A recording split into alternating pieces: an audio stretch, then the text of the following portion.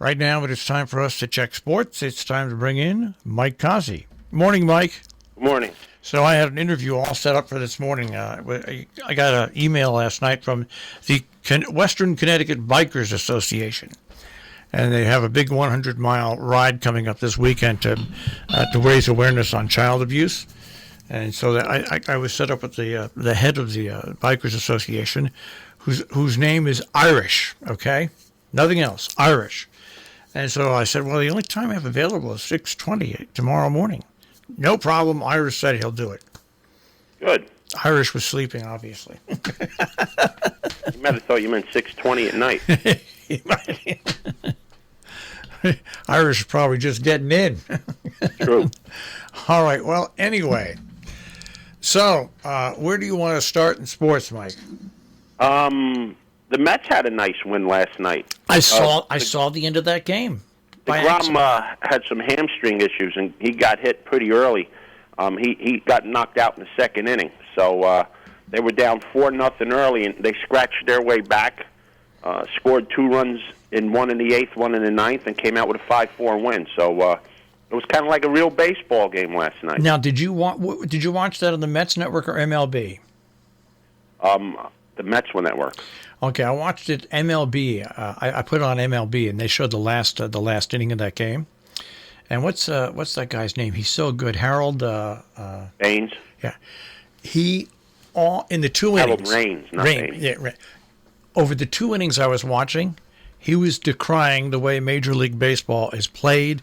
In the 2 innings, he pointed out missed cutoff men, mismanagement, and when to send runners. When he was, I said, my God, he must have been. He had to be sitting with Mike Cozzi because he sounded exactly like you. He just said that. Well, we're old school. We know how baseball's supposed to be played, and it's not playing that way now. It's a travesty. When I grew up, I learned how to pitch from people, my father and other people, taught me the mechanics of it. But then the art of pitching, learning how to pitch, where to throw pitches, how to set them up, when to throw what, I learned watching TV. You can't do that today because baseball's dummied down. Baseball's worse than the book, Baseball for Dummies, because they don't do anything right. I mean, back in the day when he played and I played, if you put 3 guys on one side of the infield, you were hitting a little rinky-dink ground ball through the other side just to get a base hit and get on base. It doesn't happen today. It's the proverbial banging your head on the wall constantly and nothing's changing. So they got 3 guys on the left side or right side of the infield. I'm going to try to pull it through them. Really? How crazy are you? Cutoffs are always missed. Hit and runs are always missed. When you're ahead in the count, you're giving batters too good of a pitch to hit. He's 100% right, and it doesn't matter if you're watching the Mets and the Phillies, Toronto and the Yankees, the A's and whoever. You're going to see it in every single game. And the product of baseball is deteriorated to garbage. And not only that, Al Leiter was also another old school guy. And Al Leiter, when he was watching the pitchers, he said the problem with pitchers nowadays, he says, is like the same thing with the hitters. Power pitchers, they want to get the ball, throw it as fast as they can. He said, unfortunately, the reason you see so many home runs is they don't know where to throw the ball. They throw the ball in hitters' absolute perfect hitting zones. Yep. And that's why and that's why these hitters who are going for home runs connect, because just because you can throw the ball 95 miles an hour, well, if you don't have perfect placement, the 95 mile an hour ball, Leiter went to say, goes out much quicker than you throw it in.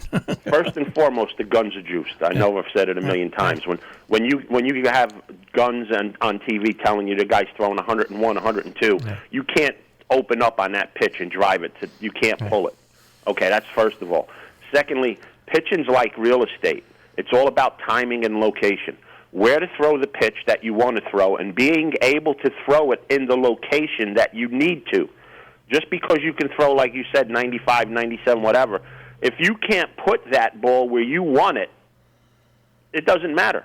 Because also, like you said, chances are you're going to put it, and it's going to be somewhere near the middle of the plate. And if it's somewhere near the middle of the plate, the batter has the advantage at that point, no matter how hard you throw, especially with the fastball pitchers nowadays, because there's no movement on it.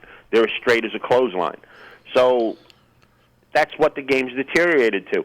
There's one guy on the Yankees, and he really doesn't know how to pitch, but he does throw more slower stuff mixed in with his fastball. I think he pitched, what's today, Thursday? I think he pitched Tuesday night.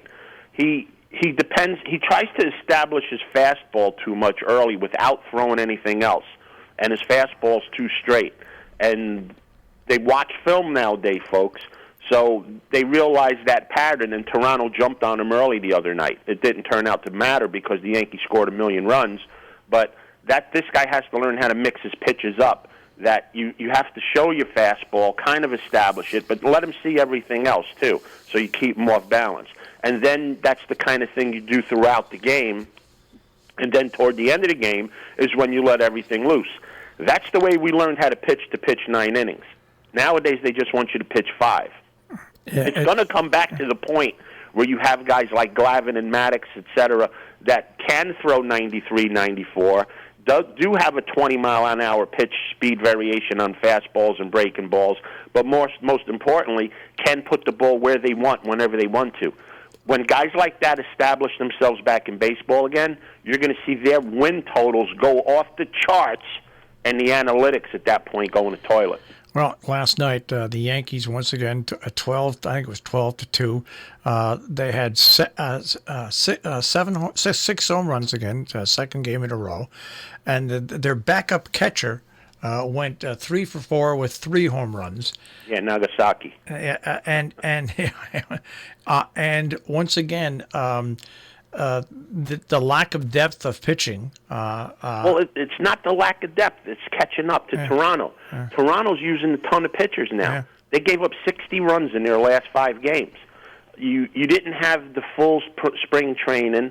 You came in after a time off, so your arms aren't 100%, and they thought using a little is going to help them. It's not working. No. They gave up 60 runs in their last 5 games. Not to take anything away from what the Yankees did, but Toronto's falling apart. And this is a team that's going to make the playoffs. You don't be surprised if teams try to lose games on purpose to play Toronto in the first round, because they're a first-round exit team if there ever was one. Well, and the same thing with Tampa Bay. I saw last night that they lost to a team they shouldn't have lost to, so I'm looking at everything. I said, well, let me see how many pitchers they used. They used 7 pitchers last night. 7 pitchers in a 9-inning game. Their arms are going to fall off, too. Yeah, but I mean, you look at this now. I'm a Yankee fan, but you look at this: 32 runs in 2 games. This is not baseball. It's bocce. No, it's using what a fungo. It's like using a fungo bat. The Yankees are coming up against less than major league pitching, and the launch and lift is there. The pitchers can't throw strikes, so they're forced to come over the plate, and they're teeing off on them. It's plain and simple. I mean, it's a simple explanation. When you have the lack of talent pitching and you have to come over against major league hitters that can hit, they're going to hit you.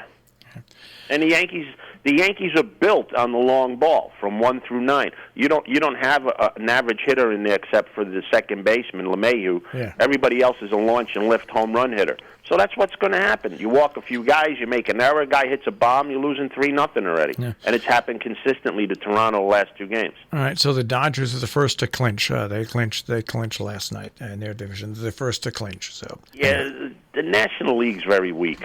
Not disrespecting anybody, but the National League's very weak. The Dodgers and the Padres were the cream of the crop out west, and the Dodgers took them to the woodshed. The Braves, they're the cream of the crop in the East. They've been getting beat up by people lately. The Phillies, they're limping in. The Cubs, very erratic. The American League teams are heads and shoulders better than the National League teams. The Dodgers are going to come to the World Series again in all likelihood, and they'll get beat again. All right, big night tonight for the Islanders. They got to keep it going to stay alive. Yep, every night's the end of the world for them. Yeah. Till they and that's the hole they dug themselves. Now they got to try to get out. They surprised me the other night winning. Expect Tampa Bay's best game of the playoffs tonight because they don't want to go to a Game 7. So tonight is it. If Tampa Bay plays the way they should tonight, I think they beat the Islanders. If the Islanders respond and win, advantage Islanders in the Game 7. All right. Anything else quick in the last minute? No, that's it. All right. Well, we'll check with you tomorrow. And we got Thursday night football tonight. Oh, okay. Who's playing? I don't even know. I have no idea. Let me see. I can find out real quick. I'll look at my phone. The Tunaville Triads. No, I don't know. Let me see. Hold on. Pop up, will you? Let's go. The Bengals and the Browns. Let me go run to the litter box. I'll take the Bengals. You're taking Cincinnati? Yeah. I'll take Cleveland just to be different. All right. I'll check with you tomorrow. Have a great day, guys. Take care, Mike. Mike Cozzi with the Check on Sports this morning here on Robin Hood Radio.